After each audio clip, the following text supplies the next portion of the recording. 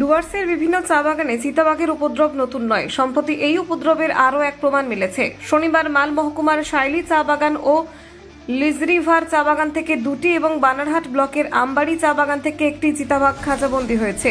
বন দপ্তরের তৎপরতায় তিনটি চিতাবাঘকে পরে জঙ্গলে ছেড়ে দেওয়া হয়েছে। স্থানীয় সূত্রে খবর, গত কয়েকদিন ধরে চিতাবাঘ তিনটি চা বাগানে আনাগোনা লক্ষ্য করা যাচ্ছিল। কখনো চা বাগানের মধ্যে দিয়ে হেঁটে যাওয়া, আবার কখনো শ্রমিক মহল্লায় ঢুকে ছাগল, শূকর, হাঁস, মুরগি তুলে নিয়ে যাওয়ার আতঙ্কে ছিলেন শ্রমিকরা। বিষয়টি চা বাগান কর্তৃপক্ষের বন দপ্তরকে জানালে তৎক্ষণাৎ তিনটি বাগানে খাঁচা বসানো হয়। অবশেষে একদিনেই তিনটি পৃথক বাগান থেকে ধরা পড়ে তিনটি চিতাবাঘ। বন দপ্তরের আধিকারিকদের মতে চা বাগান এলাকাগুলি চিতাবাঘের জন্য এক আদর্শ বাসস্থান।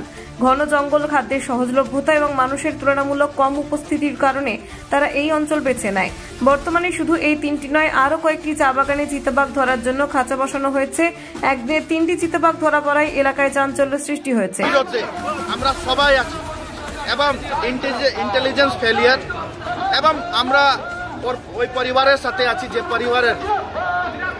পরিবারের লোক নিজের পরিবারকে গওয়াইছে। আমরা সর্বোপরি তৃণমূল কংগ্রেস, বিজেপি কুৎসা এবং অপপ্রচারের বিরুদ্ধে আমরা পথে নেমেছি এবং একটা সিম্পিথি এবং শান্তি শৃঙ্খলা মিছিল করতেছি। এই মিছিল পরিবারের শান্তির জন্য। অবভিয়াসলি ইন্টেলিজেন্স ফেলিয়ার রেসপন্সিবিলিটি কে নেবে? প্রশাসনকে নিতে হবে।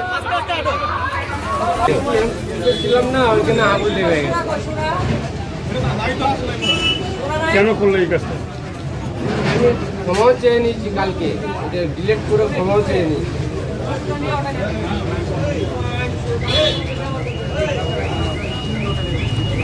তারপরে আজকে কি হলো? এখন আজকে সবার সামনে ক্ষমা চাইলাম আর